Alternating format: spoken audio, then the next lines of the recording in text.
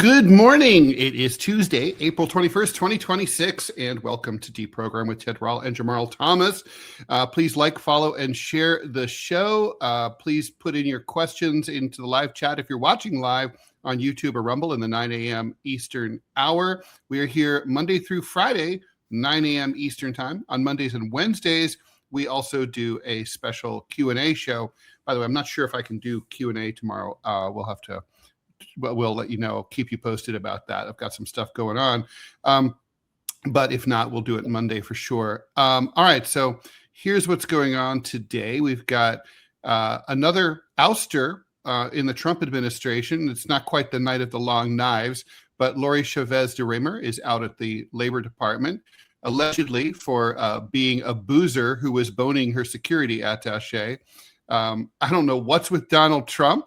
That he's a teetotaler and he appointed like these insane drunken hoes, right? Like Pete Hegseth, Kristin, Noem, everyone be boning, everyone be drinking, everyone be having a good time.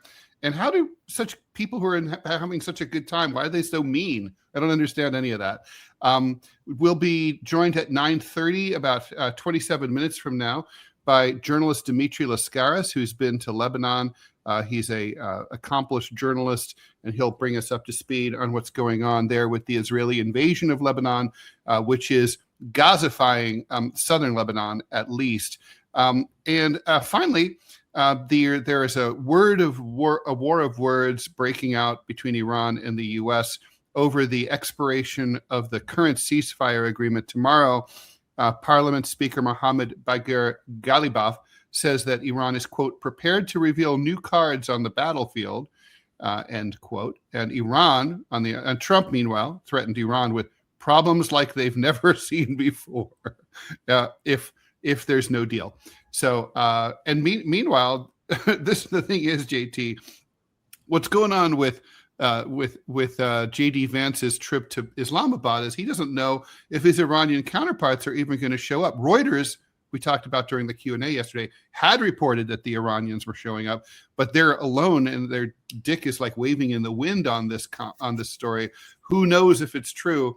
But it kind of reminds me of the time when my ex-wife and I were having problems, and she was traveling in Japan, and she told me to meet her in Japan. So I flew to meet her in Japan, pre-cell phone days. I arrive at the hotel, no ex-wife.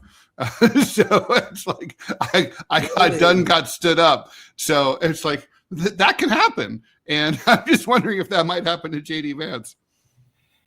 It might. I mean, like I said, it was unclear whether or not the Iranian delegation was going to show up. I mean, there are reports going both ways.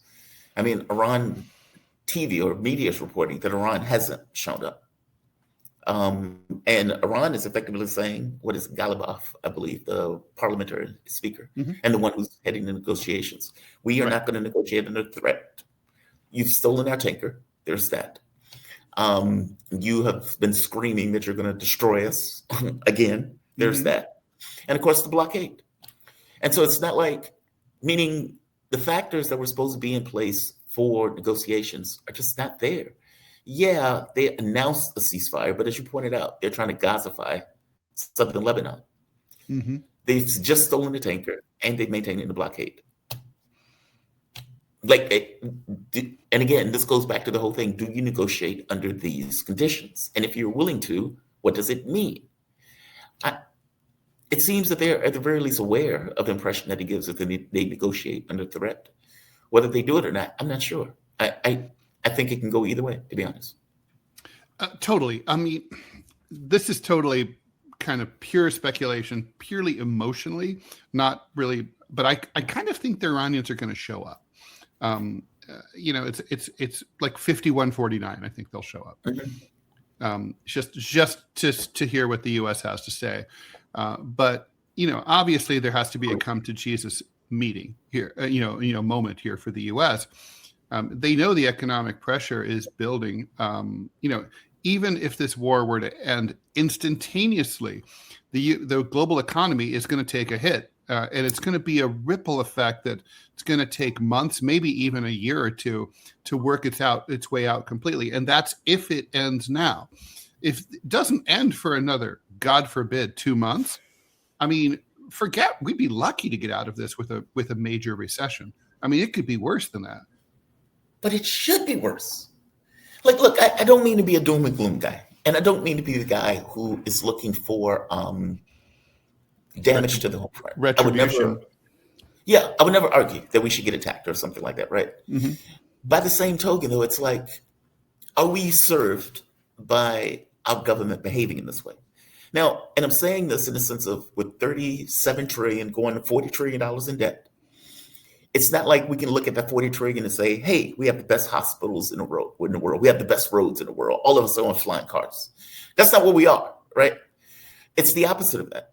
And so it's like we are now, again, doing something that not only is going to put trillions on the debt, but it's going to damage us materially in regards to the war directly itself, meaning we're going to bear the consequences of this war. As you point out, even if it stops today, there's a ripple effect that is coming that is going to hit us. When Trump got in office, if you remember the tariff war, that seems like forever ago, but it was only like last year. And the same thing was happening from the standpoint of the U.S. economy creaking. And I'm saying we're doing stuff that is materially damaging us. And whether that damage is meted out to the rest of the world, in the sense of us killing people, should it be meted out to the rest of the world? Or does it need to be a reckoning at home? For, I don't know, some awareness of, hey, we've gone off the rails. We have. And if there's not that reckoning, do we change? Look, I agree with the lefty professor who said that 9/11 was chickens coming home to roost. He was quoting Malcolm X. And that's right. It was, but we didn't learn a goddamn thing from that. And I don't know that we will. Jamarl, let's try to predict two questions here. First of all, are the Iranians bluffing when they say they've got new cards on the battlefield? I mean, we haven't seen those hypersonic missiles that we're 90% sure that they have. So is that what we're talking about here? Well, we saw them used in a 12-day war. Mm-hmm. Like the attacks on Haifa and everything else, those things were terrifying. Like the video footage that was coming out of Haifa when those refineries were being hit were of a missile that seemingly was coming in at remarkable speeds. I mean, like you could barely see it, and the thing exploded. Yeah. So they got him. Maybe they had. Maybe that's it, right? And then the other question is, Donald Trump said just before we went on the air that he's not inclined to make another extension. Of course, we remember from the tariff negotiations, he loves extensions more than Pete Hegseth in college. He's constantly asking, kicking the can down the road. Do we believe him there? No, I don't. I have to be honest with you. Trump has no credibility to me at all. Yeah. I mean, whether it was in the war in Ukraine or whether it's here. I mean, keep in mind, this was the same guy who said he was going to destroy Iranian civilization and then immediately goes into negotiations. Right. And the name Taco is there for a reason, right? Yeah, I mean, I think it's obviously we know his style. We should talk about, because we do have a guest coming on in 20 minutes. We should, and I want to get to some questions too. But let's talk about Lori Chavez-DeRemer. I don't know if I'm pronouncing her last half of her hyphenated last name correctly, but she's the Secretary of Labor. The Labor Department, as Robert Reich can attest, is kind of a low profile job. Yes. She came in as an ally of the head of the Teamsters Union, who sort of didn't endorse Kamala Harris, Sean O'Brien, but that was viewed as a favor by Trump by not, he certainly couldn't endorse a Republican, but he just didn't endorse. And he spoke at the Republican National Convention. He recommended Lorie. And so, it turns out that she's being investigated for basically ethical improprieties. She was allegedly carrying on an affair with at least one member of her security detail. She was drinking on the job. She was inviting her family members to party in Vegas on the taxpayer dime. I mean, she's great. I would totally have gone out with her back in the day. But she sounds like a lot of fun. Yeah. So, but I mean, but this is weird, right? I mean, Donald Trump famously lost a brother to alcoholism. Right. It really affected him. It's one of the, along with having a serious asshole for a father, it's one of the two big traumas in his life, right? And he swore off booze. Doesn't touch the stuff. Really has a dim view of people who drink at all, and tries to talk to people around him about like what happened to his brother. Like, don't do it. He prefers that you don't drink at all. How does he end up with dudes like Hegseth and Noem and possibly Kash Patel? We should talk about Kash Patel. Kash Patel filed a $250 million lawsuit in federal court against the Atlantic magazine. I have some thoughts about that, more thoughts about that. But how does Trump end up with these, like, by his own standards, degenerates? Why isn't he like vetting for more, staid behavior? It may just be the people he's around. Like if you're like if you're a real estate guy, and if you think of the people who Trump may associate with, like people in a circle, all things being equal, if it wasn't for Trump losing his dad, would Trump also, touch alcohol? Mm-hmm. Like meaning left to his devices. And let's say the dad thing wasn't part of it. Just the it was his brother. It was brother. Oh, a brother. I'm sorry. Yeah. The basic circle of people who he's around. Would those people be inclined towards alcohol, hard drinking, partying, those type of things? Probably, maybe. Especially if you're looking for yes men. Maybe. Yeah, maybe Trump just can't be too picky, and that's what it kind of boils down to. Maybe part of it, but the other part of it may just be a circle of people. Like, for example. But it's also what's with right wingers who are, basically, like Kristi Noem literally is like Miss Hardass. If you come here illegally, fuck you. We're going to send you to a gulag and have you tortured. And I'm going to make fun of you while you're in prison in your underwear. But at the same time, the same chick is carrying on an affair with Corey Lewandowski, has a weird as shit husband, and is drinking like a fish and acting like a wild skank. I mean, you would think that like a wild skank would kind of want some grace, right? I mean, she's still a person. Yeah, but don't be a hard ass, right? Well, don't be a hypocrite. That too. Right? Like pick a pony. No, I agree with you. You would think, but in her role, in her job, in the governmental thing, she's playing a role, regardless of how she does in her outside life. She's playing a role. Yeah, I know where you're coming from, right? It's like, dude, the life you're living the life of a skank. How are you behaving this way? And it's like a drunk cop, right? It's like the cop that'll pull you over and say, you have drugs in the car, I'm going to take you to jail, but the guy's an alcoholic back home. Right. Yeah. Right. Or it's like these, or like, the evangelical television preachers who are, whoring like crazy. And meanwhile, declaiming to their flock how they have to be upright for the Lord. I mean, the Lord hates hypocrites. I mean, for sure. Ted Hegseth was a big one, right? Where he was having this kind of gay affair while simultaneously in the pulpit, screeching about homosexuality. Larry Craig, remember him? What was the name? Remember Larry Craig? I don't remember Larry Craig. So Larry Craig was a family values right-wing, I think, senator from Idaho. And he was caught trolling for gay cock in the St. Paul airport bathroom. I remember that guy. I remember that. And he was playing footsie with the undercover cop, like under the stall. He had a wide stance. Yeah, that's it. I have a wide stance. It's like, I have a wide stance. I wasn't trolling for gays. Yeah, I'm not looking for like hot, sweet, young male ass at all. Not me. It's like I always say, like in England, whenever someone finds a picture of an MP hanging from hanging from the ceiling in a dungeon with a ball gag in his mouth, he's never Labour. He's always Tory. Always. Every single time.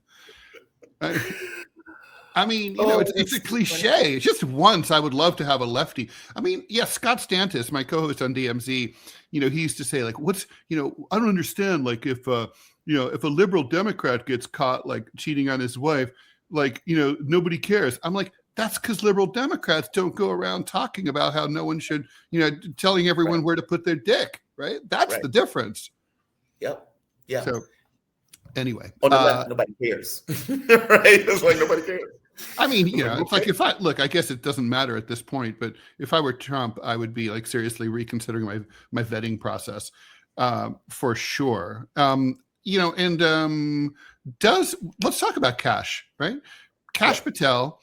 The Atlantic had similar allegations that he's a hard partying, taxpayer money wasting, Vegas gambling, degenerate, also a skank.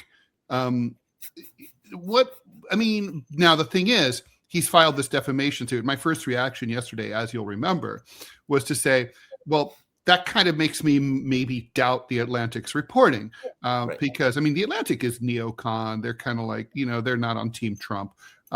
So I'm kind of like, maybe there's something here because he's exposing himself to discovery and subpoenas and all that stuff. And I know from personal experience, you don't do that unless you're telling the truth. And then it occurred to me at about 4:00 this morning, unless it's a tactic to keep your job, because you can always drop a lawsuit. Right. Trump does it all the time.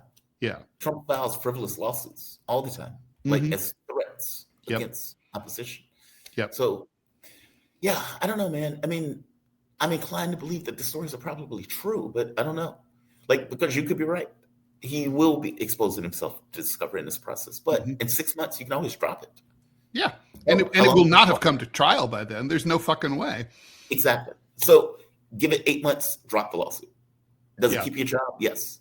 Yeah, you just keep. I mean, the American legal system is nothing but a giant delay machine. It's all it does. I mean, JT, have you ever been involved in a lawsuit? No, thankfully. Hopefully, may you never be. Yeah. Hopefully, that's what I said. Thankfully, no. I haven't.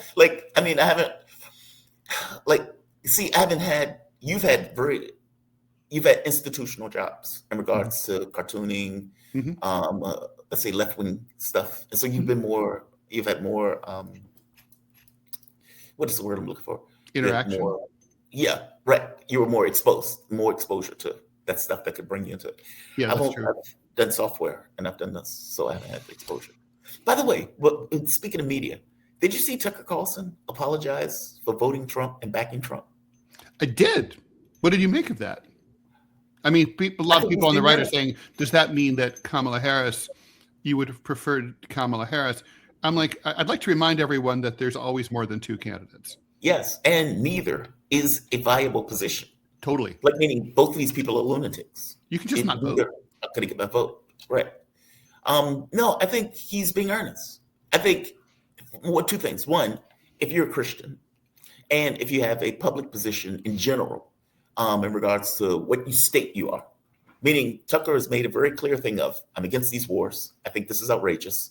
How is Israel murdering all of these people and yet, all of these Christians are backing it? He's been very clear on those positions.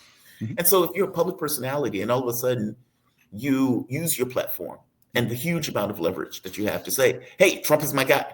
I think he's going to stop the wars. I think this is a good idea, et cetera, et cetera. And then he does the opposite across the board, right? What do you say to that? Now, if you're an honest actor, let's say if you're a legit Christian, right? Like Robbie continuously points out, it's like, how are Christians supporting this? Okay, you're stuck with a reality and a contradiction in that, right? And even if you're in the foreign policy thing, again, you're stuck with a contradiction in it. And so if you're Tucker, what do you do? Especially if you've been speaking out about it for the last, year. You own up to it. It's part of your brand. You have to. Admitting that he was wrong is definitely a Tucker thing. I mean, he admitted that he repeatedly talks about how wrong he was about supporting the Iraq War. Yeah. So it's good. God bless him for it. I think you get more credibility when you when you admit you're wrong. I mean, whenever I read a pundit or read a news source where there's a serious paucity of like mea culpas, I think to myself, I don't know if I trust these people. Even Ben Shapiro, who's honestly one of the worst human beings on earth. Yes. He yesterday did something that was exceptionally racist, that he should probably apologize for today. He posted some serious bell curve shit about how Somalis have an IQ of 60 to 70. It's like, okay, first of all, that's not true. And that can't be true, because people who have an IQ of 65 drool and swallow their own tongue and can't tie their shoes. Okay.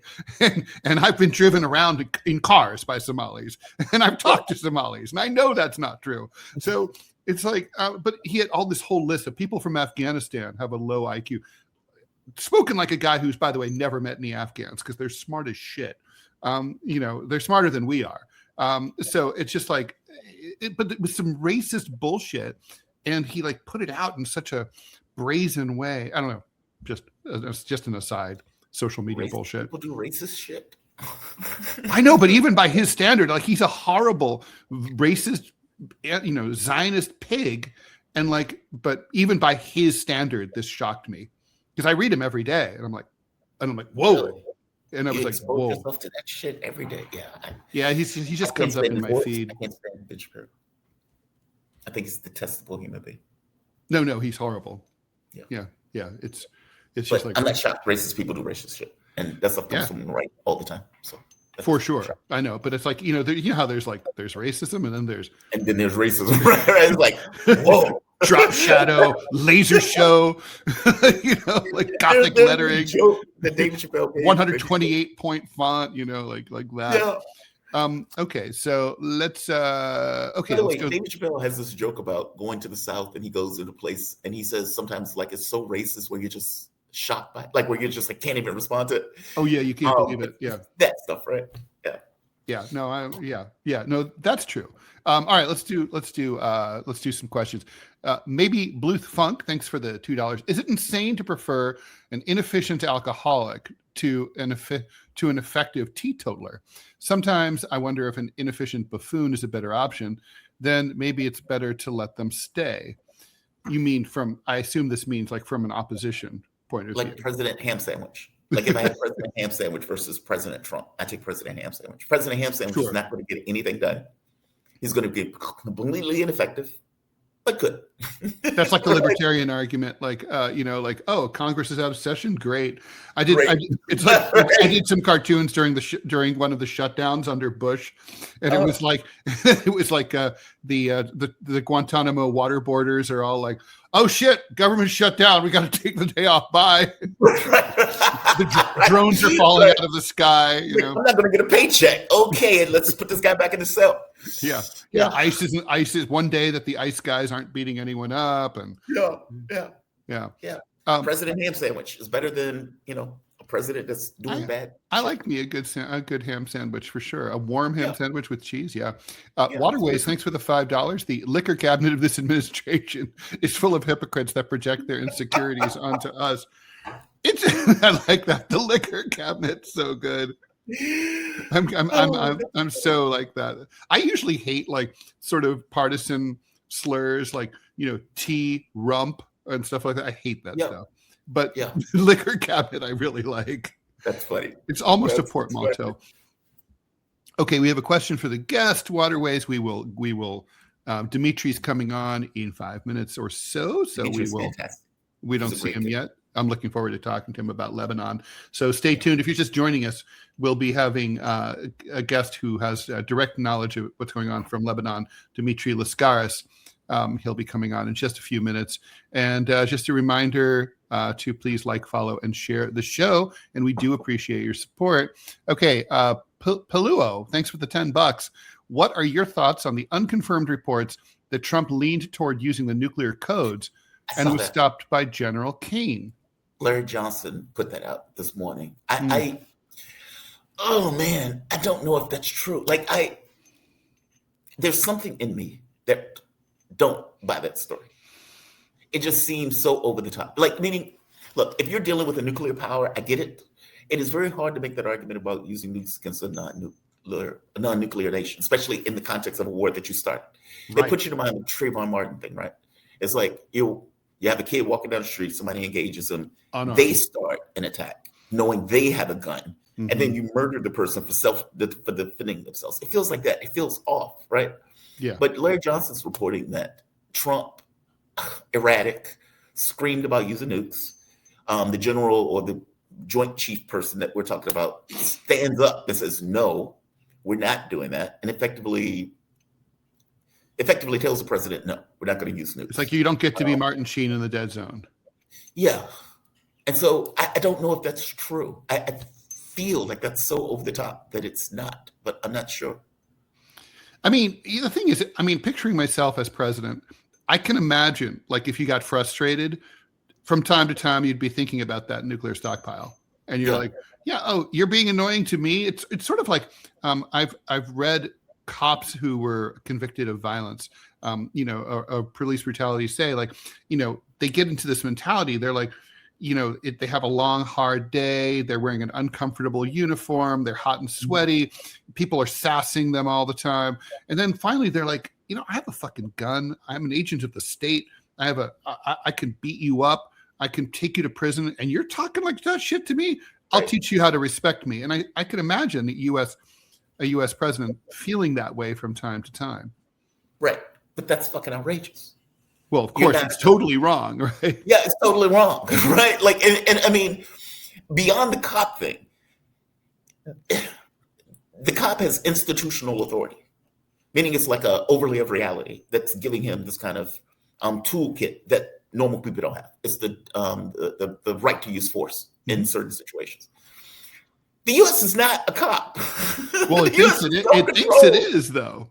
It does, and that's what I'm saying. That's what's so fucked up about it. Like the idea that you're looking at the world in these terms. And this was like Dr. Jeffrich said this morning, like, what does it take to break the U.S. out of that mindset? That's a good like, question. how do you get the U.S. into engaging like a normal country? Short of losing strategically. Well, I think, look, what did it take to get France to behave like a normal country? It required defeat in Indochina and Algeria. Right. What did it take Germany and Japan? We know what it took. Defeat. This is your point. Not just defeat, complete destruction in Germany's and Japan's case. Right. Yeah. Yeah. I think, but it's interesting because the Soviet Union acted more like a real country, even while it was in business. Right. It had tremendous power, but it didn't seek to, it wasn't the same. It wasn't as thuggish. It had its thuggish, moments, as the Hungarians can attest. But the Soviet Union had a foil, the U.S. Yeah. And that's what we lost in 1991. We lost our foil. And that was not only bad for the people of the 15 former Soviet republics. It was really bad for us. Yeah. Morally. We went insane. And there's no competing competing ideology, right? No competing ideology, and even in ways that we may not be paying attention to. Like, part of the reason for the New Deal was the Soviet Union. It's like, hey, those guys revolted. We can't have something like this in the States. People forget that we were only, 15, 20, 30 years out from the thing, meaning it was well within FDR's memory. It's not like it is 80 years later, right? We lost that. And when we lost that, there was no competing ideology. So, true. Yeah. And it honestly helped keep having the Soviet Union around is part of why we got the New Deal and the Great Society and the fair deal and all that, because there was ideological competition in the marketplace of ideas. Manchild, thanks for the $1. If God were real, I'm going to have Robbie answer this. Wouldn't he have smitten Trump for all the blasphemy by now, or is he just waiting for the Bible reading today to make it official? Yeah, and of course I did read about Trump's going to be reading the Bible for the very first time in his life. So, I would say start with the short verses. Jesus wept. Yeah. Those are the easiest ones. Jesus wept. Yeah. No, it's a good question. And there's lots of things that go on in this world that I wish I had answers to that I don't. The only thing that I can default to is that God is long suffering. He doesn't want anyone to go to hell. That being said, his patience is not eternal. And there's also this thing called the reprobate doctrine, where if you reject Christ long enough and you just tell him, I don't want to retain you in my knowledge, then God will, in honor of your free will, he will make it where that he'll just completely remove the ability for you to even get saved. So he'll let you have your time here on earth and then just split hell wide open when you get there. Smiting is very Old Testament, though, right? With the exception of Revelations.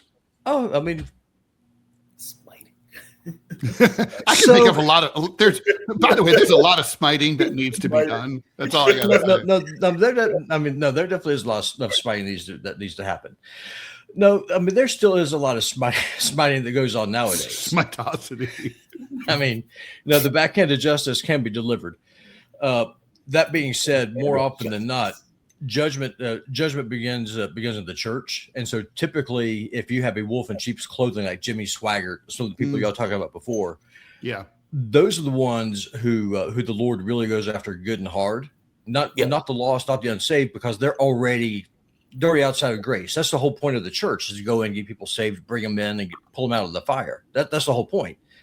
But if you're a wolf in sheep's clothing, or especially if you're a blasphemous prick like Trump, all you're doing is just heaping coals on your head. And whenever he bows before Jesus, when he gets on his knees, I do not want to be that man in that situation.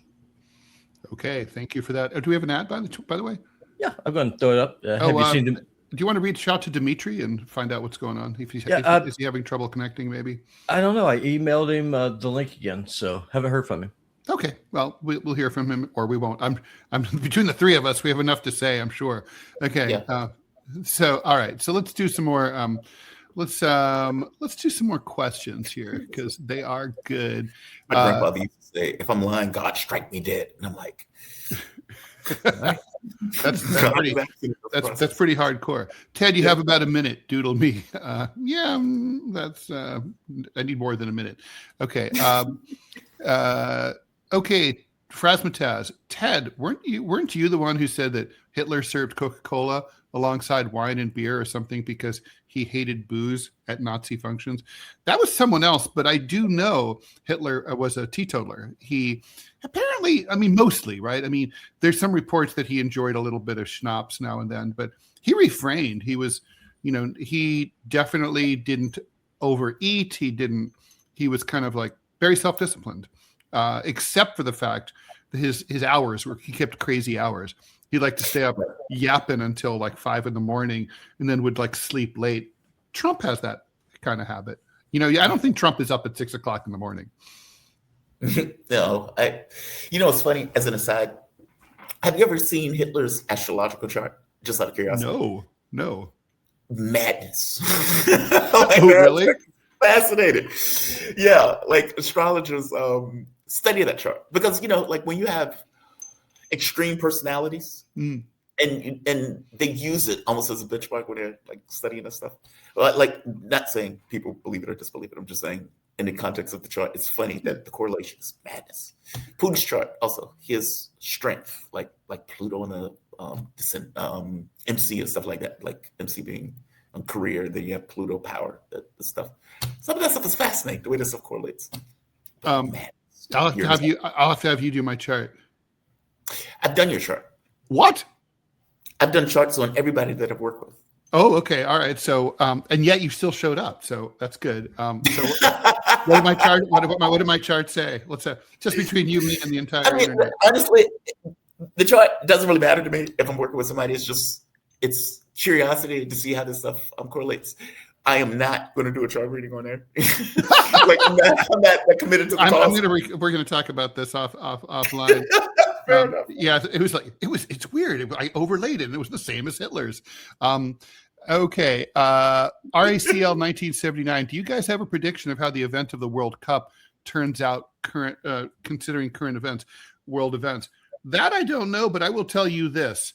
The World Cup is driving New Yorkers insane. It never should have been. They never should have agreed to do it here.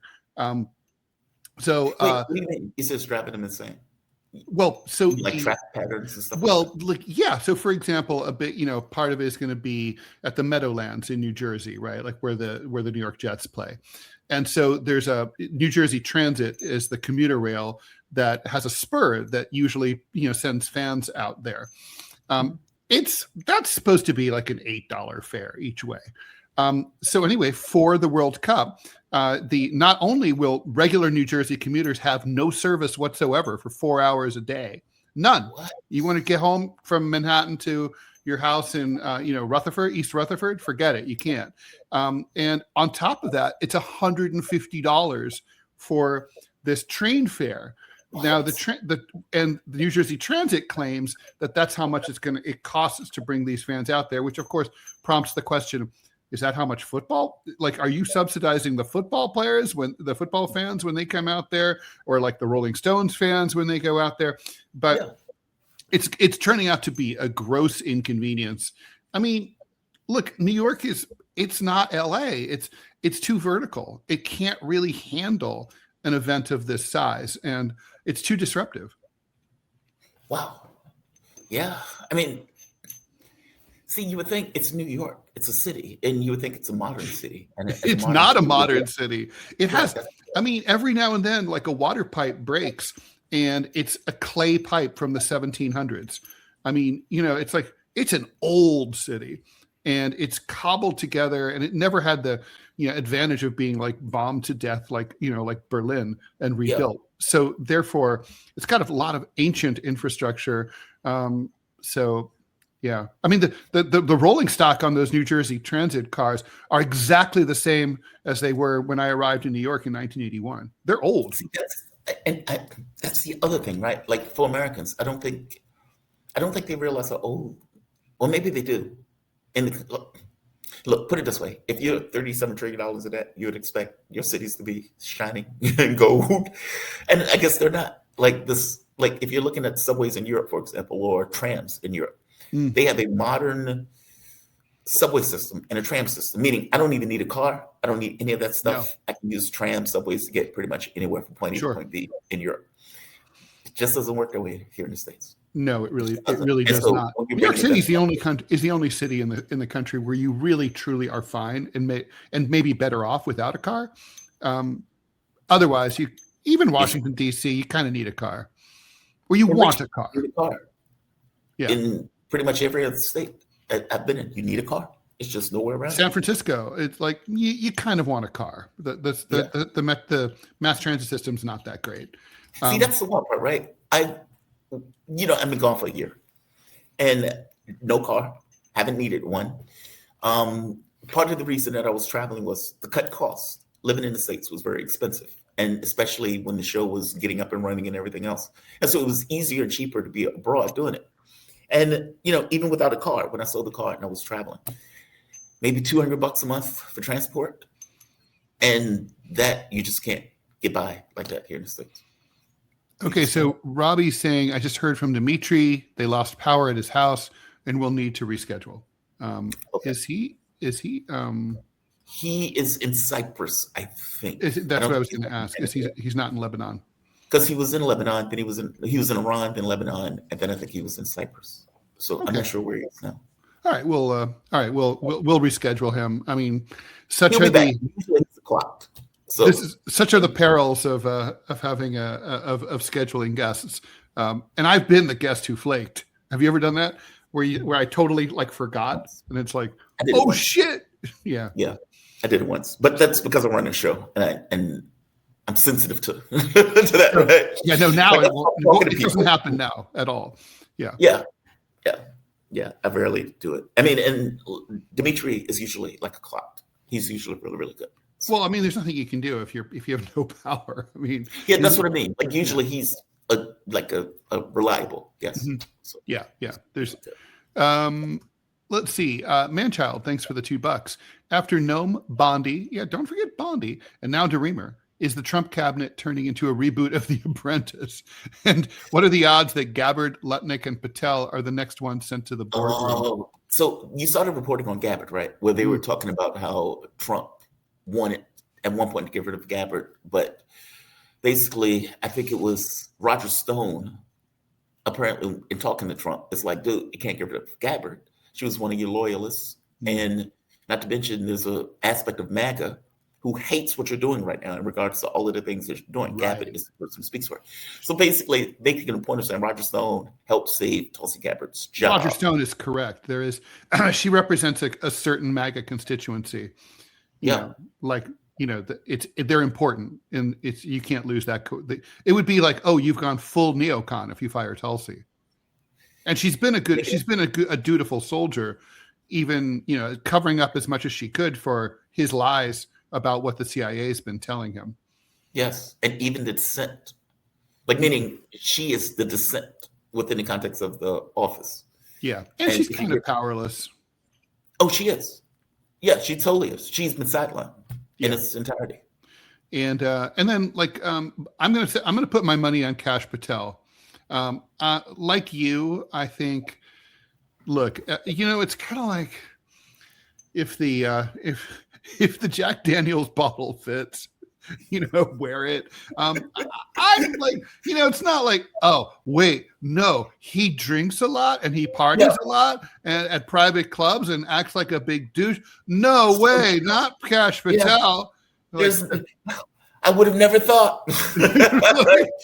Like Mother Teresa, he ain't. And so, like, no, I mean, I think also he's a clown, and he's not to the credit of the administration. He can do better. Right. Yeah. I mean, who's next on that apprentice list? Howard Lutnick. I think Lutnick there might be a cross there. That might be a way to, maybe he's being saved for like a downturn in the stock market or something. Yeah, but if that buffoon hasn't been fired yet for the stuff that he's been saying, I mean, like, Lutnick, just to be clear, Lutnick is a guy who was coming out saying they're not buying our big, beautiful chickens or something like that, or our fat cows. It's like China's not buying our fat cows, our big, beautiful cows. And it's like, dude, you put so much stuff in your cows, and much of that stuff is illegal abroad. Right. Like a lot of the stuff that is in American foods, you can't put them in European foods. They don't allow them. And there's a huge list of things that are, they call it what generally recognized as safe, that just in Europe they just don't have. When my ex was here, it's not allowed. Yeah, it's just not allowed. It reminds me a little bit of one of my critiques of NAFTA was that it's considered an unfair restraint of trade under NAFTA for one country to refuse another country's, these three countries to refuse each other's exports. And so the United States, for example, so Canada successfully sued the United States for refusing to import its asbestos mineral. And it's like, but asbestos, well, we know what asbestos does, but they mine it in Canada, right? So they were like, well, you have to buy our asbestos, or you have to pay us as if you were buying it. And that worked. The trade court ruled in Canada's favor. That it's sort of similar. We can't really sue, but we have so much shit in our food. And I mean, and you just spent a lot of time in Europe.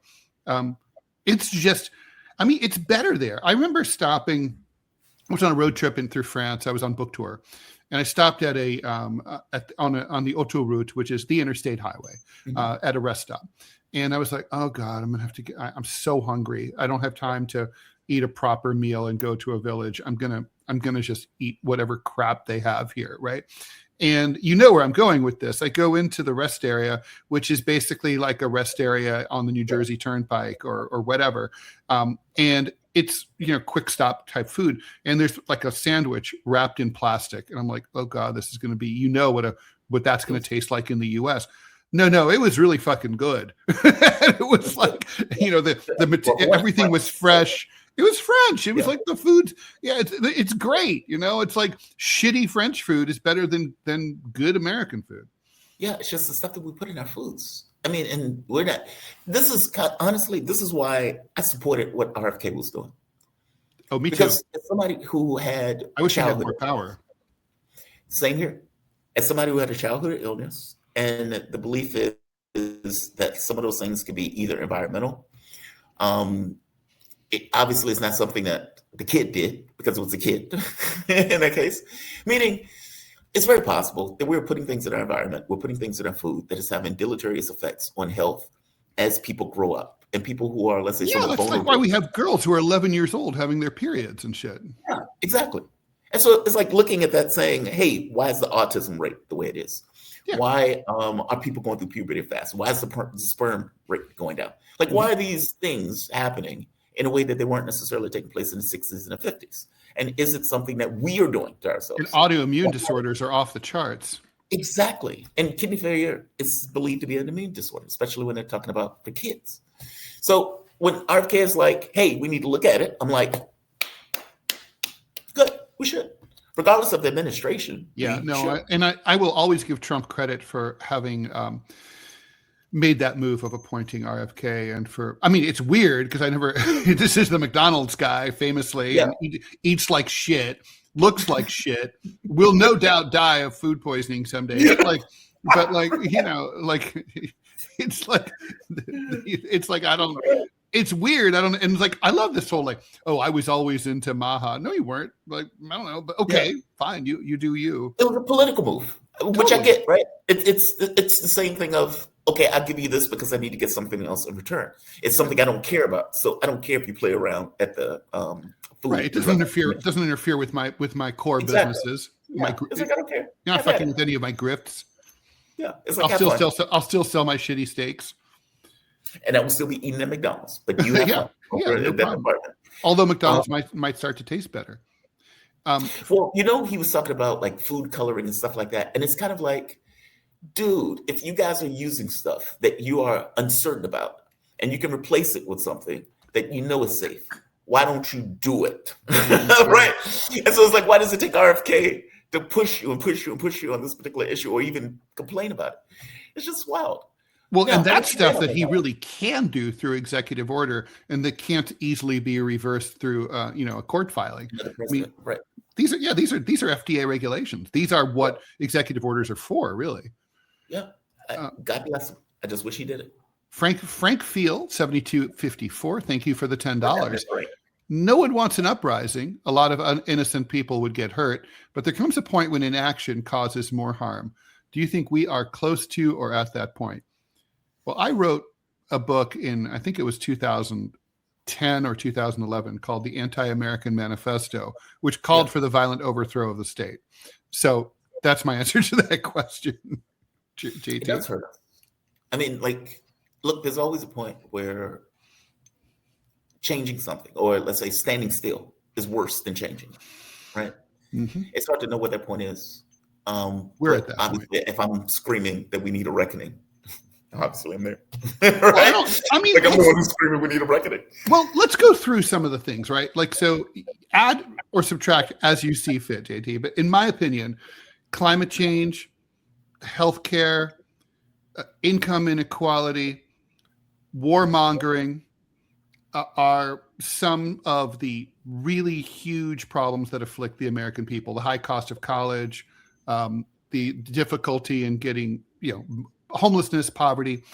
These are all massive institutional problems that neither party has done anything about at all in any meaningful way most of my life, and I'm 62 years old. I don't expect really truly that President Buttigieg or President Newsom or President Vance will do anything different. I think the machine will keep rolling along. I don't think those things are acceptable to live with. To live with such a rich country that doesn't provide for its citizens, or such a big country that brutalizes the rest of the world, or such a smart country that decides it's too lazy to address climate change. All of those things are unacceptable to me, and I agree with what the poster, what Frank said. I mean, revolution's horrible. It's violent. It's brutal. It's as Mao Zedong, revolution is said famously, revolution is not a dinner party. And so you don't do it unless you have to. But I kind of think we have to. But see, that's the wager, right? That's the oligarchs' balance or gamble. It's like, hey, how bad do things have to be before you change them? Mm-hmm. And more to the point of, do you want to go into an unpredictable process? Meaning, this is the way I would imagine the way they look at things. hey, you may not like the system. There may be flaws in the way that the system operates. All of those things are true. However, we give you stability despite the fact that you have to live with inequity. It's that gamble, right? And it's like, when do you get to the point of saying, okay, this is disastrous as it is? Now, in the book, what is it called? End Times. What is the author's name? It's so good. It's such a good book. But he makes a similar argument. But his argument is that this is mechanical, that within 200-400 years, countries get into this notion of revolution because elites basically get so fixed within the context of the system that the system can't do anything to change anything that goes wrong. Meaning the system itself has almost like what he calls an elite pump. And that you get to the point where the system is so full of elites that nothing can change in the context of that system. So problems can't get solved. You can't deal with events. You can't deal with inequality. You can't deal with poverty. You can't deal with any of these things that effectively are cancerous to a political system, in which case revolutions become inevitable. It becomes a mechanical process over the course of years.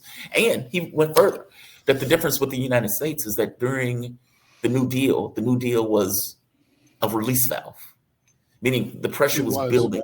Yeah, and it basically was a release valve. But yeah, it was about 25 years after the Bolshevik Revolution, and everyone thought, capitalism was doomed and communism was ascendant. Yep. And as you notice, the U.S. has gotten to effectively the same point again, and there is no release valve. There is no outlet, as you point out. No, there is no political party. No party has even proposed a solution. Robbie, addressing it. Hold on, Robbie. I never saw the ad. We lost it, but I never saw it.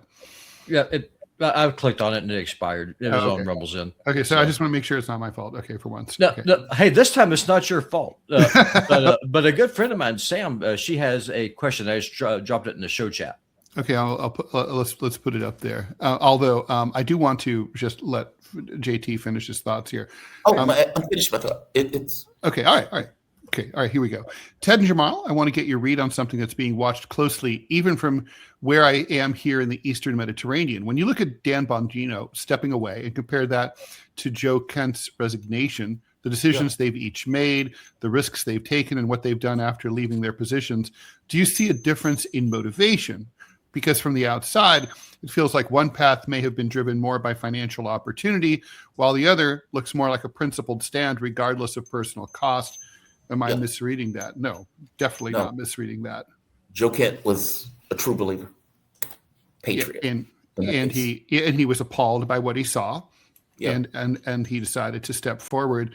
I mean, Dan Bongino was pushed out because of the killings of Alex Preddy and Renee Good, and basically he was considered out of control, and they needed to put a less mean face on ice. Still mean, but less mean. That's not why Dan Bongino's gone. Dan Bongino's gone because he completely destroyed his credibility with the people who got him to the dance in the first place, which is the America-only people like me. He went in pledging, let's say Kash Patel turned the FBI, turned the J. Edgar Hoover building into a museum and destroy the FBI. And then he turns and goes full pedophile protector, running cover for Trump. And so he realizes that if he didn't get out when he did, then his future as a podcaster was over. That's why Dan Bongino left. That's what I thought it had to do with Epstein. Yeah, 100%. I didn't get the sense that Trump cared about the ICE stuff. No, he doesn't. No, because listen, this is my world.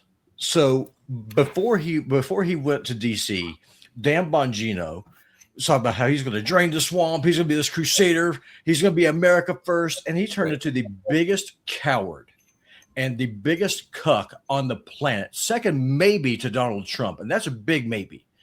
But I mean, he completely destroyed his base. Listen, if you're a Ben Shapiro, he's your guy. If you're Mark Levin, Dan Bongino is there for you.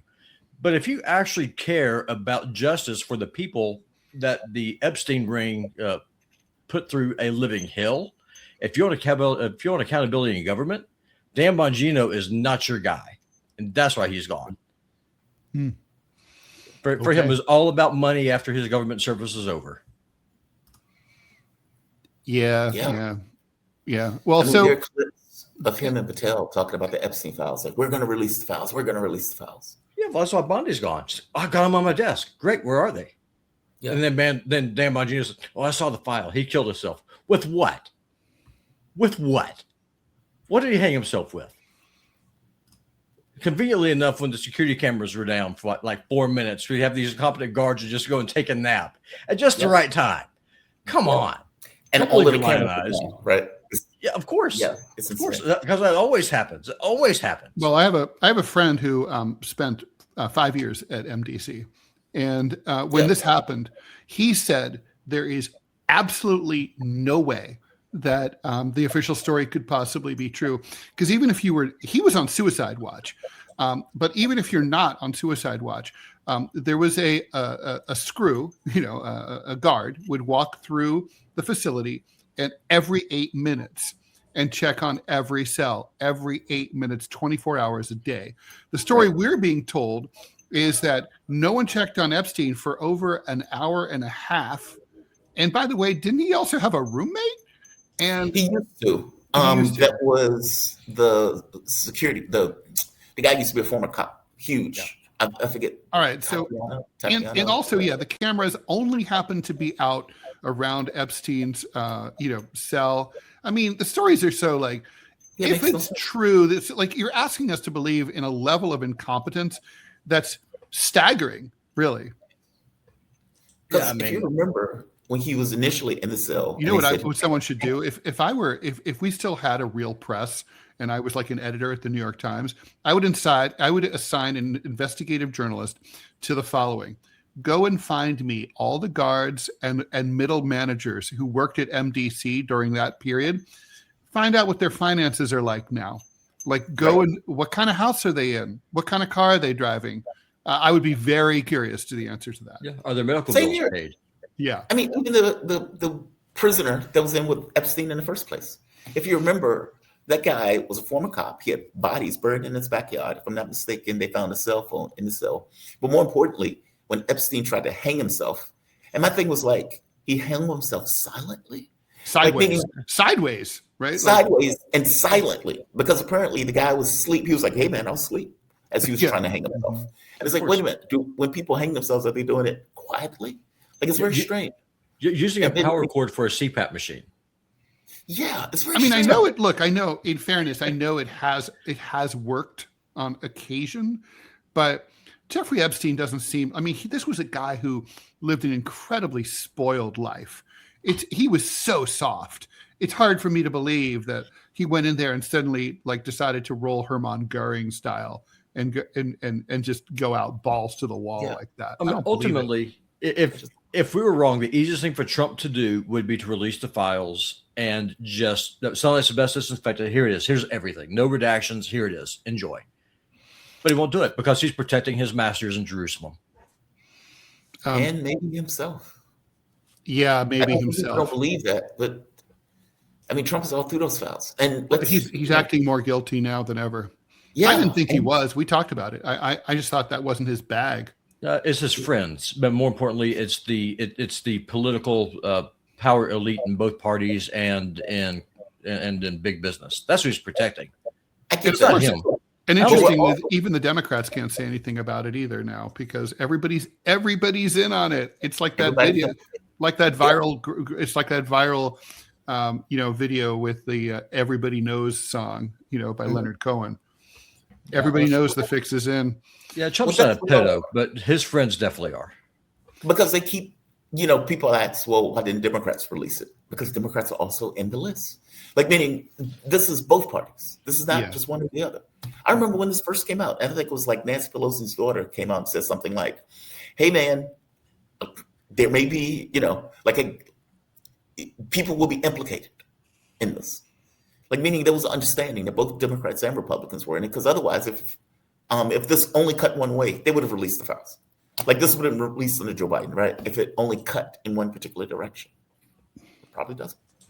All right, guys, got to go do TMI show with Manila Chan and yours truly. Stay tuned for that. JT, see you tomorrow at 9 a.m. Eastern Time. Thanks, everyone, for tuning in. Please like, follow, and share, and see you later. Bye, guys. Have a good one, guys.